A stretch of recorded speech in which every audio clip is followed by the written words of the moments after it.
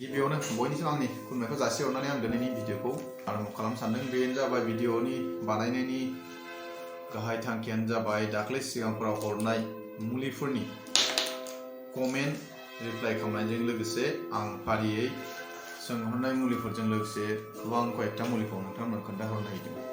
बेनि गेजेरजों आं बेखौनो बुंनो नागिरदों जे बे मुलिखौ आं थिननाय जि बुस्थुफोरखौ जुदि सोरबा फोथायनाय गैयाबा दा बाहाय, जुदि फोथायोबा बाहाय।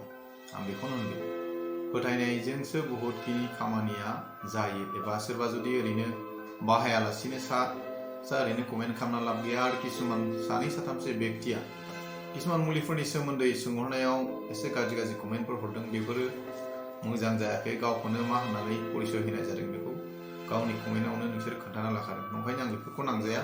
आं दा जाय बिथांमोना दिनै कमेन्टआव सोंहरदों, लोगोसे हयथ' आंनि भिडिअनि गेजेरजों सोरनिबा सोंहरनाय कमेन्टफोरनि रिप्लाइआ आं होआखै जानो हागौ। नेक्स्ट फैगौ भिडिअआव आरोबाव आं नोंथांमोननि कमेन्टखौ हरनो नाजागोन। लोगोसे आं हानायमानि कमेन्ट सेक्सनावबो आं रिप्लाइ खालामखायो। आरो जुदि सोरनाबाफोर जाबाय बायाखैबा बा भिडिअबो फैयाखैबा खनसे कमेन्ट खालामफिन। लोगोसे आं मोनसे खोथाखौनो होननो नागिरो, सोरबा बिथांमोना दिनै मबाइल नाम्बारखौ बिहरबाय थादों। आं किसु प्रब्लेमनि थाखाय मबाइल नाम्बारखौ दानो हरथ'नाय नङा। आरो सोरबाफोर जुदि दरखारथार होनना सानोबा कमेन्टआव गावनि नामजों लोगोसे मबाइल नाम्बारखौ होनानै आंनो कमेन्ट खालामबानो जाबाय। आं नोंथांनो रिप्लाइ खालामगोन। आरो किसुमान समस्यानिखौ जेरै गासिबो भिडिअनि गेजेरजों एबा कमेन्टजों सावरायलायनो हाया, बेफोरखौ नोंथांमोना जुदि आंनो मबाइल कन्टेक्ट नाम्बारखौ कमेन्टआव जुदि हरोबा गाहाम जागोन। आं बेखौनो बुंनानै दिनैनि भिडिअखौ आरम्भ खालामसै। जेरै गथ' गथायनि समस्याफोरखौ आं कमेन्टआव एबा भिडिअनि गेजेरजों किसुमान खोथाखौ होनहरजोबनो हायाबा उसुबिदा जायो। आरो पार्सनेलि किसुमान बुस्थुखौ जुदि रायलायोबा अब्ला गाहाम जागोन होननानै सानदों। ओंखायनो जुदि दरखारथारबा नोंथांमोना कमेन्टआव गाव गावनि नाम्बारखौ हरबानो जाबाय। आं सम दिहुननानै फन खालामगोन। लोगो हायाबाबो उनाव दसे थानाबाबो आं कल खालामगोन। लोगोसे बाहाय दङ दिनै मुलिफोरनि नामखौ आं खोन्थालांसै। गोबाङानो सोंहरगासिनो हाथाइ एम्फौ जानाय, हाथाइ सानाय, हाथाइ बुनाय, हाथाइ थै गनाय, बेनि सोमोन्दै सोंदों। आं बे हाथाइनि मुलिनि सोमोन्दै, हाथाइ एम्फौनि मुलिनि सोमोन्दै आं खोन्थाहरगोन। बेजों लोगोसे गोबाङा सोंदों मिजौनाय, जरा सानाय, पेरालाइसिस, बेफोरबादि गोबां जानाय दङ दिनै। आं बेनि मुलिखौबो दिनै खोन्थाहरगोन। बेजों लोगोसे दंबावो आफाथाला सानाय, खर' सानाय, खानाय बुनायनि सोमोन्दै गोबाङानो सोंदों। जेरै खानाय गगानायनि एबा खानाय बैसो जायैयावनो गजोबनाय, बेफोरबादिनि सोमोन्दै आं दिनै खानाय गगानायनि सोमोन्दै खोन्थाहरगोन। बेजों लोगोसे दङ गारमा सानाय, बेखौबो आं खोन्थाहरगोन। ओमफ्राय गोबाङानो सोंहरदों बेखौ मासिक जानाय समाव उदै सानाय। किसुमाना खम सायो, नर्मालिथ' ओरैनो साबाय एफा एनैयाथ' साखायो, खिन्थु अभार सानाय, बेफोरनि सोमोन्दै आं गोबाङा सोंहरदों। आं बेनि मुलिखौबो दिनै नोंथांमोननो खोन्थाहरगोन। बेजों लोगोसे दं बगास्ट्रोननिखौ आं खोन्थाहरगोन। लोगोसे नाथाय मोनसे बुस्थुखौ सोंहरदों कयेकजन बेक्तिफ्रा, बिसोर जाबाय जेरै गुफुर बेमार जानाय। गुफुर जानाय माने बे रग' फुरनाय होनो। बेनि सोमोन्दै जुदि दरखारथारबा नोंथांमोना आंजों गाव गावनि फन कन्टेक्ट नाम्बारखौ होनानै आंजों रायलायनो हागोन। मानोना बेफोर किसुमान बुस्थुखौ डाइरेक्ट रायलायजाया, किसुमान नियम निथि थायो बेफोराव। दा ओंखायनो बेनि सोमोन्दै जुदि दरखारथारबा गावनि कन्टेक्ट नाम्बारखौ होनानै रायलायहरनो हागोन। लोगोसे नाभि लोरिनाय होनो, बेखौ नाभि सानाय होनो। बेनि सोमोन्दै आं दिनै मुलिखौ खोन्थागोन। लोगोसे मोखाङाव फिथर जानाय, गोबाङानो दिनै सालमाइ, नानेखा, गोबांनि फिथरफोरनि सोमोन्दै सोंहरदों। आं बेनि सोमोन्दै खोन्थागोन। लोगोसे सबसे देरसिना बेनो जे हिन्जावफोरनि हाबा जानाय उनाव आहाराव ब्रेस्ट केन्सार होनो, सानाय जायो, बेफोरबादि मुलिखौ आं दिनै खोन्थाहरनोसै। बे सोंहरनायनि कमेन्टआवनो कयेकटा बेक्तिया गाज्रि रोखोमनि सोदोबफोर बाहायदों एबा बाहायथाव जायै कमेन्टफोरखौ आं हरालासिनो आं जेबो रिप्लाइखौनो खालामाखै। गावसोरसो सायाव कमेन्ट खालामहरदों। बेफोरबादिया गाहाम नङा। आरो बिथांमोना बेफोरबादिखौ खालामदों, गाव गावनो एरायना थानाया गाहाम। बेजों लोगोसे दङ खोमा सानाय एबा खोमाख्रि सानाय। आं बे दिनै जा कयेकटा नामखौ खोन्थाबाय, बेफोर मुलिखौ आं फारियै खोन्थालांनोसै। मुलि बाहायनाया बा बाहायैया गावनि सायावसो। जुदि सोरबा फोथायना बाहायोबा हामगोन। आरो सोरबाया जुदि फोथायालासिनो बाहायालासिनो ओरैनो सा साग्लाव कमेन्टल' हरनानै आंखौ टाइम नस्थ' खालामनाया गाहाम नङा। मानोना नांगौ बुस्थुखौ सोंहर, नाङैखौ सोंहरना लाब गैया। नोंहा जुदि जादोंबा सोंहर, जुदि जायाखैबा ओरैनो मालायनि जानायफोरनि टाइमखौ खहा खालामना होननाङा। मानोना मालायखौ दामिनिखा, मालाबा नोंनावबो जागोन। जानायखौ रावबो हमथानो हाया। गोनां गैयै गैया माला सोरनाव जागोन बे बारसो मानसि जोनोम जादों जेब्ला सानाय सुनाय लोमजानाय असुख बिसुख निदान खैफोद आफोदा थाखागोन बेखायनो मालायनि जानायखौ दामिनि नों जुदि सहाय होनो हायाखैबा नों मालायखौ मिनिनायबो नोंहा जेबो अधिकार गैया आरो आं मोनसे खोथाखौनो होनो आं नोंनिफ्राय थाइसेबो बियाखै थाइसेबो लायाखै थाइसेबो जायाखै आरो लुगैयाबो आंनो नाङाबो आं खालि आंनि बे भिडिअनि गेजेरजों जों बर'फ्रा गोबाङानो गरिब दङ किसु मानसिया थाखा फैसा धन सम्पतिजों गाव गावखौ बेमारखौ फाहामनो हायो गिदिर गिदिर डक्टर हस्पिटाल थांनानै नाथाय खोनासं डक्टरनाव थांसेयावबो गिदिर गिदिर हस्पिटालाव थांसेयावबो मानसिया थाङा बेखौ गोसोआव लाखा जुदि बासिनांगौबा फिसा मोनसे बिलाइजोंनो थाङो बुहुमाव थानाय बिलाइ बिफां फिथाइ बेन्दों बिगुर गासिबो मुलिजोब जों सिनायनोसो रोङा बे खोथाखौ गोसोआव लाखा आरो सोरबा डिग्री थाबाल'दि मोजां बाइकखौ होनो रोङो बे नङा गियान लावखारनाव जेसेबां दं हयथ' आंनाव गैया नोंनाव गैया बेखौ मिथिना लाखा जायनाव जि गियान दं बे गियाना रावनावबो गैया जानो हागौ आंनियाव जिखिनि दं हयथ' नोंनाव गैया नोंनियाव जिखिनि दं आंनाव गैया बेखायनो अहंकार खालामना लाब गैया संसाराव फैदों जेब्ला मोजाङै मिनि खुसियै थां बयजोंबो मोजाङै सोलिलां जुदि गाज्रिबा सानफ्रामबो गाज्रि लामाजों थांगोन मोजांबा मोजां लामाजों थांगोन मोनसे खोथाया बेनो मोजांबा मोजां जुदि जाबोरबा बे सानफ्रामबो हाखरावनो गोलैहैखानांगोन बेखौ गोसोआव लाखा रायजोफोर आं दिनै भिडिअनि गेजेराव हयथ' होननाङि खोथाफोरखौबो होनफ्लांबाय मानोना एखमबा गोसोआव दुखु मोनो किसुमान मोजां होनोब्ला मोजां मोनो नाथाय नाना बाना किसुमान नांथारै कमेन्टफोरखौ हरनानै गोसोआव जेब्ला नाङो अब्ला गोसोआव एसे दुखु मोननाय फैयो ओंखायनो बे भिडिअनि गेजेरजोंनो बै साब्रै साबासेल' बर'नि गेजेराव दासिमबो बेफोरबायदि मानसिया दङ लासिं सिं सानना नायोबा दस्रा लेंगुवेज अर्थात नेपालि लेंगुवेजजोंबो गाज्रि भाषा लिरहरदों आं रोङा नङा आंबो रोंगौ सातथा लेंगुवेज आंबो रोंगौ आं बर'नि बानायालासिनो आं दिनै हिन्दी एसामिस बांला इंलिश लेंगुवेजनि बा सावथाल बा नेपालनि बानायोमोनबा बिसोरखौथ' नायगौमोन नाथाय आं मानि थाखाय दिनै बर'नि बानायग्रोदों बेनि उद्देश्यआ जाबाय जोंनि न'खर जोंनि जाथि जोंनि परियालफ्राव जोंनि बर' फिसाफोरनि गेजेराव गोनां होननाया साबसे दङ गैयानो बांसिन जुदि आंनि बे होननाय बा दिन्थिहरनाय भिडिअजों जुदि एसेबाबो किसु रुगा जुदि हामोबा आंनि होननाय बुंनायजों जुदि हामोबा आंनो आशीर्बादा बेनो आं सोरनिफ्राय बुङाखै हामनाय उनाव आंनो थाखा होनांगोन फैसा होनांगोन उमुखो तुमुखो रावखौ बुङाखै जाय हामगोन बेयो आंनो बोर सारसिगोन बेनो आंनि थाखाय जथेस्थ धन सम्पतिनिफ्राय देरसिन आशीर्बादासो धन सम्पतिखौ रावबो मोनलाङा थैनाय उनाव गोसोआव लाखा जेरै फैदोंमोन एरैनो थांगोन जिजोंबो मोनलाङा थाखा फैसा धन सम्पति जेबो मोनलाङा नंखायनो अहंकारि दाजा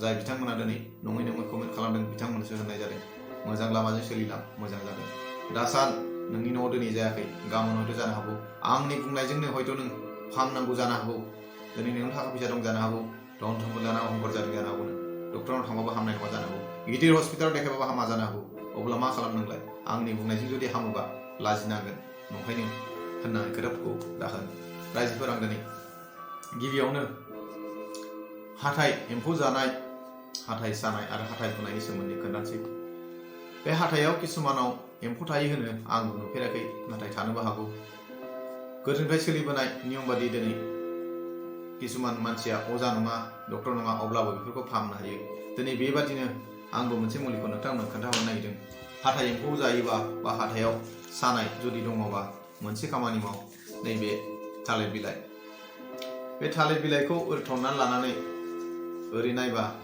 नैबेजों एसे फिसा गुदुं जाहैगोन नै ओरै नायबा गुदुं जायो गन गंसेयाव खुन कपा बेखौ खुनखौ फानना लानानै थाव गुबै एसे जानाय थाव बेखौ एसे फुननानै अराव सावनानै अर सावनानै नैबेहाय ओरै होनानै जेब्ला हाथायाव बेखौ ओरै होना होगोन बे गुदुङा जेब्ला हाथायाव नांगोन अब्ला बे हाथायाव एम्फौ थाथों जिया थाथों हाथाइ सानाया बिदिनो सानसेयाव जुदि खननै खनथाम जुदि हिट होयोबा अब्ला हाथाइ सानाया हामलांगोन बेजों लोगोसे जुदि ओरैनो साबाय थायोबाबो बेजोंबो जायाखैबा नैबे जाबाय दाउसा मोख्रेब होनो लाजुखि लता एसामिसनि दांना होबा मोख्रेबो बे बिलाइखौ बाहायनो हागोन बे बिलाइनि बिलाइखौ नङा रोदाखौ हाथायाव जेराव सादों बाय सोना लानो हागोन बेनि अनगायै मोनसे खामानि माव हाथाइ बुयोबा थै गयोबा थुलुसि बिलाइ हाइजें आरो सामब्राम गुफुरखौ मिस मिस देग्लिनानै जे जायगायाव बुदों थै गदों बे ओरै फुनना लाबानो जाबाय बिसबो मारिगोन थै गनायाव बन्द जागोन।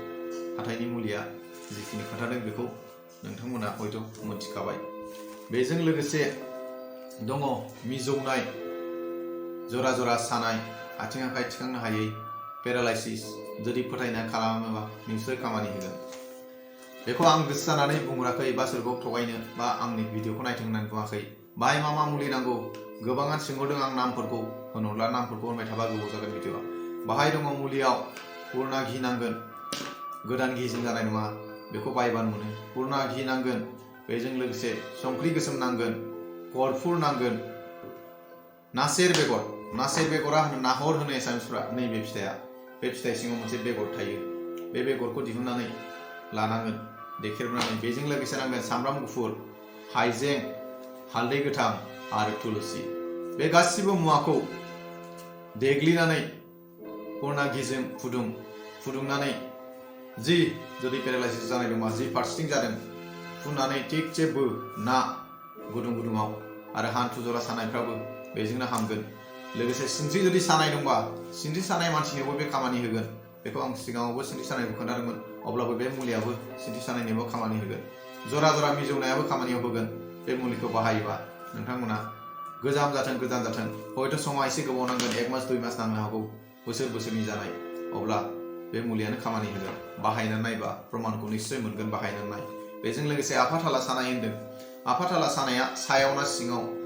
सायाव जुदि जादोंबा बे मुलिखौ फुननानै सिङाव जानाया ओरैबायदि खामानिखौ मावनो हागोन। अन्थाइखौ अराव होनानै सावब्रनानै गुदुं खालाम, बेनि सायाव थास' बिलाइखौ होनानै जि जायगायाव आफायाव सादों बे अन्थाइ सायाव थास' बिलाइखौ होनानै गाब, अब्लानो आफाथाला सानाया खमायलांगोन आरो हामलांगोन। दङ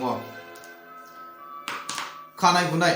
गोबाङानो होनदों खानाय गुनाय, गगानाय, हिनजाव मानसिफोरनावबो गोबाङानो गयो, दिनै हौवाफोरनावबो लान्था लुन्था जालायलाङो। बेफोरबादिनि थाखाय मोनसे मुलि खोन्थाहरनो नागिरदों। बेनो जाहैबाय खाथि खालायावनो दङ, हाखर हालाफ्राव थालाबायो। बे जाबाय नै अंख्रा फिथाइ। ओंखाम गोरलैयाव जों गोदो उन्दैयाव खुबैलायोमोन, खानायाव सिथाबो। बे अंख्रानि बिजौखौ लानानै मिस मिस उनग्लिनानै थाव नारेंखलजों, बिनि रसखौबाबो जागोन, जुदि बिलाइखौ थाबाबो उसुबिदा जाया। जुदि बिलाइनि रसखौ दिहुननानै थाव नारेंखलजों ग्लाब ग्लाब फुदुंनानै, बेखौ फुनोबा दुगैनो मोना, 10-12 घन्टा फुनना लानांगौ। बेनो कारना। हराव उन्दुनाय समाव फुननो हागोन एबा सानावबो फुननो हागोन। मुथथे फुननानै लादो, अब्लानो मोनथिखागोन, फुननाय लोगो लोगो मोनथिलाखागोन, नोंथांमोना मोनथिखागोन खानाया जेथो जागोन। बेजों लोगोसे खानाय गुनायफ्राबो रज'गोन। बेयो जाबाय खानाय गगानायनि खामानिबो होगोन, खानाय रज'नायनिबो खामानि होगोन। बेखौ बाहायनो नाय, 1 मासनिफ्राय 1.5 मास। खानाय गनायफ्रा सानसेयावनो थाल मोनगोन, खानाया सानसेनि गोरा मोनगोन, नंगौ नङा अरथेजोबगोन। बेखौ बाहायनानै नाय। खानाय गनाय गगानाय, सिख्ला सेंग्रा बोराय बुरि गासिबो बाहायनो हागोन। बेजों लोगोसे दङ खर' सानाय। खर' सानाया चाइनिस बाबाबो सायो, कर्णफोर बन्द जेब्ला जायो अब्लाबो सायो, जेब्ला गगाजोंबो सायो। बेनि मुलिया जाहैबाय थुलसि बिलाइ, खांसिंसा, उसुमैखौ सिफ्लेनानै मोनायाव सुबाय था, अब्ला बे बोखोनायजों स्रां मोनगोन। जुदि बेजोंबो सागायाखैबा, खर'आ गिलिर मोनो, साबाय थायो, अब्ला भरम होनो हागोन भाई। बे भरमनि मुलिखौ आं खोन्थाहरनोसै। पातगाजा बिलाइ नांगोन, सामब्राम गुफुर, हालदै गोथां, थुलुसि बिलाइ, लोगोसे निम। बे 6टा बुस्थुखौ सामब्राम गुफुर, थुलुसि बिलाइ, पातगाजा, हालदै गोथां, हाइजें आरो निम बिलाइखौ मिस मिस उनग्लिनानै खर'आव सान समाव बाहाय खानाय खुसेयालासिनो थाल नायनानै भरम होना ला। जेब्ला बोगोन, बोखांनायनि उनाव गावनो गालांगोन। बेखौ बोखानांगौ गारनांगौनि खोथा गैया। बे जाबाय खर' सानायनि। बेजों लोगोसे गारमा सानाय। गारमा सानाया गगाजोंबो सायो एबा दस्रा कारनावबो सायो, टन्सिलफ्रावबो सायो। बाहाय नोंथाङा मोनसे खामानि माव, थाव गुबै गोथांखौ लोंना होयोबा, अर्थात मास्टार्ड अइल, थाव गुबै जों जायखौ ओंख्रि जायो, जुदि बैसोरनि थारबा मोजां, बेखौ थरथिंथाम थरथिंब्रै सम सम लोंना हो, अब्ला बे गारमा सानाया खमायलांगोन। बेजों लोगोसे हाइजेंखौ सावनानै संख्रि एसे थुलुसि बिलाइजों सिफ्लेनानै सावसुबबाय था, अब्लाबो बेनो मुलि खामानि होगोन। बे जाबाय गारमा सानायनि। बेजों लोगोसे दङ मासिक जानाय समाव उदै सानाय। गोबाङानो सोंहरदों बेखौ। उन्दै जाजेननायफ्राबो बिदिनो सायो, बैसो जानायफ्राबो सायो। बेनि कारना जाबाय किसुमाना खम सायो, किसुमाना बारा सायो। बेनि थाखायनो जेनेबा बुरजा सानायफ्रा, खम सानायाबो जुदि गोसोबा लोंनो हागोन, बाय गिदिर खोथा नङा। जायफ्रा बांसिन साजादों, सोंहरबाय थादों, बिथांमोननि कमेन्टनि रिप्लाइखौथ' आं गोबाव जाबाय, दिनै आं बे भिडिअनि गेजेरजों खोन्थाहरनोसै। बाहाय दङ नारें लेबुनि बिलाइखौ, अर्थात बिजौखौ 3 नांगोन।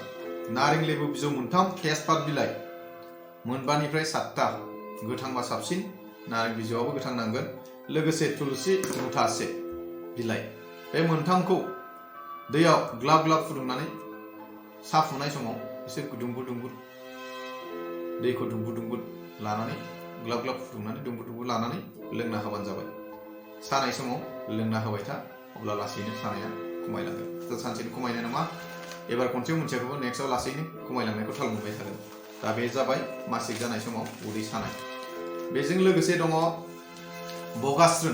बगास्रोना जाबाय ओरैनो गुफुर फुख्ला जायो बे बगास्रोनाव मुलिया बाहायनांगौ ओरैबायदि रैसोम गोसोम खुन्दुं गोसोम बाजाराव बायबानो मोनो बे खुन्दुं गोसोमखौ मोनथाम थारमाने मोनथाम फिनथाम खानानै गोदनायाव गारबानो जाबाय बेजों लोगोसे थुलुसि बिलाइ आरो संख्रिखौ सिफ्लेनानै जेराव गुफुर बायफा फुफ्लेना लाबाय था लासैनो गोमालांगोन आरो मोनसे खोथाखौ सोंदोंमोन बेखौथ' आं होनहरखाबाय जेनेबा बगास्रोनजों लोगोसे बै गुफुर फुनाया बेखौ जायफोरनाव खर'खौ फुनायबो होनो बर'नि जायफोरनाव जादों आंनो कमेन्टआव फन नाम्बारखौ हरबानो जाबाय आं कन्टेक्ट खालामनानै रायलायगोन मा बेबस्था लानांगौ बेनि सोमोन्दै आं मोजां खोन्थाहरगोन बेजों लोगोसे दङ नाभि सानायाबो जोबोद गाज्रि जानो हाया लोंनो हाया सानाया मानसिखौबो बुख्रबलाङो बे जाबाय उथुमै सानाय उथुमैयाव मोनसे खामानिल' माव मानसिखौ खांग्रांना फुथुहो पितलनि एबा काह होनो बेखौ पितलनि खुरियाव दै गुसुखौ बुंजासे होदो थुलुसि बिलाइ गांसे जाहाथे होबा गोलैया बेखिनिखौ नायनानै लेभेलखौ नायना होबानो जाबाय दै सायाव थुलुसि बिलाइ गांसे होनानै नाभियाव फज'ना दोन खुरिया खिन्थु गल जानांगोन जिरायगोन होनाय लोगो बोनानै बे नाभियाथ' ओरैनो बुग्दावबाय थायो बेखौ बोनानै लागोन जेब्ला खुरिखौ गाव ओरै हगारना होगोन अब्ला बोखांबा जाबाय दैखौ गुदुं दुंनाय मोनगोन बे बुस्थुखौ जेब्ला खालामबाय थागोन नाभिनि प्रब्लेमा लासैनो सोलायलांगोन मानोना नाभिया जेब्ला जायो उथुमायाबो समान जाया मोननैजों सुना नायजों टेस्ट खालामनोबा फारसे गोजौ फारसे गाहाय जायो मानोना मानसिखौ बुख्रबलाङो बेजों लोगोसे दङ मोखांनि फिथर सालमाय नानेखा गोबाङा सोंहरदों सिगाङाव आंनावबोथ' सालमाया दंमोन नानेखायाबो दाबो दं खिन्थु खम जाबाय दा बेनि सोमोन्दै आं खोन्थाहरनोसै बाहाय गोबाङानो सोंहरदों हौवा हिन्जाव बयबो दा बेनि मुलिया जाबाय ओरैबायदि एल'भेरा बिलाइखौथ' मिथिखायो एल'भेराखौ सिनायखायो बयबो बेजों फुग्रोबानो जाबाय मोनायाव उन्दुसैबा लोगोसे जुदि एल'भेरा गैयाबा थाइगिर फिथाइजों फुबाबो जागोन बेखौ फुखांनायनि उनाव निम बिलाइ हालदै गोथां थुलुसि बे मोनथाम बुस्थुखौ मिक्स खालामनानै एकदम उननानै मोनायाव ओरै लेप होना लाबानो जाबाय मोनायाव होनाय लोगो नोंथांमोना एसे बोख्रेबनाय मोनगोन बेखौ बोखानो नाङा फुङाव जेब्ला सिखारगोन अब्ला बेखौ ओंखामाव दांनानै बा गाव गावनो थाल मोनगोन आरो उन्दै बैसो 13 बोसोरफोरनिफ्रायनो जायो आजिखालि 11 बोसोरफोरनिफ्रायनो जायो सालमाइनि प्रब्लेमा जाबाय बैसोजों लोगोसे किसुमाननि बे माहेकिया प्रब्लेमफ्रावबो ओंखारो दा ओंखायनो बेखौ बारा सिरियास जानो नाङा जेब्ला बैसो जालाङो अब्ला लासैनो अट'मेटिक चेन्ज जालाङो खिन्थु दा देरफुनाय समाव बांसिन जायो आरो आसुगुर फुनांबा गाज्रि जायो दा बेखिनिखौ खेल खालामबानो जाबाय आसुगुरखौ फोनांनो नाङा आरो नियम बादि थिननाय मुलिखौ बाहायबानो जाबाय बेजों लोगोसे दङ दिनै सबसे देरसिन माबाया जाबाय बेनो आं मेन दाख्लैनिफ्राय सोंबाय थादों खोन्थानो हायाखै बेहायनो गाज्रि कमेन्टबो हरदोंमोन दा बेनि रिप्लाइखौ आं मोनसे जाय बिथांमोना सोंनानै दिनै कमेन्टखौ बोखारलायनांदों लाजिनांथाव जायफोर कमेन्ट हरदोंमोन आं बिथांमोननिसिम सिगाङावनो गाज्रि कमेन्ट हरजानाय आरो जाय गाज्रि हरदों बिसोर जाहाथे इयुनाव बेफोरबायदि गोरोन्थिखौ खालामा बेखौ होननानै नोंथांमोननिसिम आं नैबे मुलिखौ खोन्थाहरनो नागिरदों नाथाय नोंथांमोना गाज्रि मोननो नाङा आं कमेन्टखौ हरथ'नाय जायाखैमोन सोरबाफोर नोंथांमोननि कमेन्टआव गाज्रि रिप्लाइ हरदों बेखौ दुखु दाख्लाम जुदि आं थिननाय मुलिया जुदि हामोबा बेनो नोंथांमोननि थाखाय हयथ' गोबां सहाय खालामगोन बेखौ ब्रेस्ट केन्सारबो होनो बेनि कारना ओरैबायदि जाहैबाय जेब्ला हाबा जानाय उनाव जायो बांसिन बे जानायनि कारना ओरैबायदि आहाराव जेब्ला गथ'आ जाखांनानै किसुमान एफा एनै आहार बासियो बे जेब्ला गथ'आ जाथारला अब्ला बे सिङाव जेब्ला थालाङो बे ड्राइ जायो ड्राइ जाबानो बेनो रानखांनानै बेनो गथा जायो बेनो प्रब्लेमाव खोलियो मानसिखौ दा नंखायनो किसुमानफ्रा हयथ' गथ' गथायनो जाहोआ आहाराव जमा जाना थायो बेजोंनो प्रब्लेम जायो दा मेन कारना बे दा बेनि सोमोन्दै आं मोजाङै होननोसै बेनि कमेन्टनि सायावनो गोबाङा गाज्रि किसुमान कमेन्ट लिरहरदों बे कमेन्ट लिरहरग्राफोरनिसिम आरोबाव खनसे आं होनबावो जेनेबा नोंना बिमा बिनानाव बिब' दं बेखौ गोसोआव लाखा गावनि कमेन्टआ गावनि गाज्रिखौसो दिन्थियो दा नंखायनो गावनि सिनायथिखौ मोजां होनो नाजा गाज्रिथिं थांनो दा नाजा जाय बिथांमोना दिनै जानानै सोंहरदों मालाबा नोंनि न'आव नोंनि बिमा बिनानाव बिब'नावबो जागोन अब्ला मा खालाम नोंलाय लास्टिं बेफोरबायदि कमेन्टखौ दाखालाम। दा नंखायनो आं जाय बिथांमोना बे आहारनि बेमारा जादों एबा ब्रेस्ट केन्सारनि सोमोन्दै सोंहरदोंमोन आं बिसोरनि मुलिखौ खोन्थाहरसै। मानोना बे बेमार जायोबा हयथ' गोबाव जायोबाथ' अपारेसन खालामनांगौ जायो। दा बेनि थाखाय आं नोंथांमोनाव जाहाथे सहाय जायो बेनि सोमोन्दै आं खोन्थाहरनो नागिरदों मुलिखौ। मुलियाव दङ सिबिंनि थाव नांगोन, बाजाराव बायबा मोनो। बेजों लोगोसे मुलियाव बाहायगोन दुथ्रा फिथाइनि सिङाव थानाय बेगर आरो दुथ्रा बिजौ। बे मोननै बुस्थुखौ उनग्लिनानै थुलुसि बिदै एसे हो, बेखौ मिस मिस उनग्लिनायजों लोगोसे सिबिंनि थावआव ग्लाब ग्लाब मिक्स खालामनानै गोदौहो। बे जाखांनायनि उनाव गुदुं जाबाय, गुदुं गुदुरावनो फाथैयाव बे मुलिखौ फुननानै आहाराव मोजाङै बे फाथैजों जुदि अर हांनाय सुबिदाफोर दंबा हांनानै बेखौ नाबाय था। लोगोसे हयथ' बबेयाव गथा गथा जागोन, बे गथा जानाय जायगाखौ गोरा गोरा माबानानै मालिस खालामनानै ला।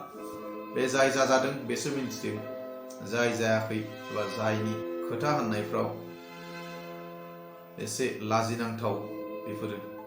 दा नंखायनो बेफोर जाथायखौ लानानै उल्था फाल्था कमेन्टखौ दाहर, आं बेखौ आरो जोबथारनाय होनबावो। दिनै बेखिनियाव बुंनानै आं लास्टाव मोनसे मुलिखौ खोन्थाहरबावनो नागिरदों। बे जाबाय खोमा सानाय, खोमाख्रि सानाय। गोबाङानो सोंहरदों खोमा सानाय। खोमा सानाया खोमा सिङाव एखमबा फिथर जायो, हयथ' गगाफोरनि थाखाय जायो। बाहाय मुलिया जाबाय सामब्राम गुफुरजों थुलुसि, बे मोननैखौ मिस मिस उनग्लिनानै थावआव जाग्रा थाव फुदुंनानै खुनफ्राव एसे फुननानै लासै एसे खोमायाव सुहरबानो जाबाय। एसे नैबे खोमाख्रियावनो दुंबुराव फुननानै ला, अब्लानो खोमा सानाया खमायलांगोन। आरो मोनसे बुस्थुखौ आं दिनै दिन्थिनो नागिरदों, बे जाहैबाय उसुमै फिथाइनि सोमोन्दै सोंहरदोंमोन। उसुमैखौ सिनायाखै होनलाय? नैबे आं उसुमैखौ देखायबाय, नै गोमो गोमो फिथाइ थायो। बेखौ सोंहरदोंमोन उसुमैखौ सिनायाखै ना, उसुमै फिथाइखौ खोन्थाहर। बेजों लोगोसे आं मोनसे मुलिखौ खोन्थाबावनोसै। बे जाबाय अस्ट्रनि एबा पाइल्सनि। गोबां दाबो सोंहरगासिनो दं पाइल्सनि मुलिया माबि, आं बेखौ दिन्थिनोसै दिनै। दाख्लैफोर आं दिन्थिनो हायाखैमोन। नैबेनो, बेखौ नायदो।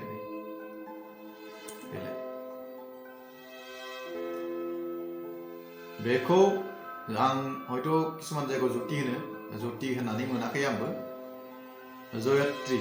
जयत्री होनो बेनि नामखौ, जयत्री। बेनो जाबाय अस्ट्रनि मुलिया, पाइल्सनि मुलिया। जयत्री आयुर्वेदिक जड़ीबुटि फानग्रा दखानाव मोनो, फुजानि बै बुस्थुफोर फानग्रा दखानाव मोनो। जयत्री, बेखौ नोंथाङा बे नामखौ जुदि होनो रोङाबाबो एबार भिडिअनि गेजेरजों मोनसिगोन, नागिरना लाबानो जाबाय। आरो दिनै आं बेखिनियावनो दोनथ'नाय जानोसै आंनि भिडिअखौ। आंनि भिडिअनि गेजेराव जुदि माबाफोर भुल एबा गोरोन्थिफोर आं बुंफ्लांबायदों जानो हागौ, बेफोरखौ रायजोफ्रा जाहाथे दाय दस खालामालासिनो आंनि बे भिडिअनि गेजेरजों होनाय मुलिफोरखौ बाहायालासिनो जुदि ओरैनो कमेन्टफोर दाहर। आं गेजेराव होनखादों, जाय बिथांमोनहा जाजानाय मानसिफोरखौ मिनिनानै दिनै हरथावै कमेन्टफोरखौ हरदों, इयुनाव गावसोर बुजिगोन। आं दिनै बेखिनिखौनो होननानै आंनि भिडिअखौ एसेखिनियावनो दोनथ'नाय जाबाय। गोजोन्थों।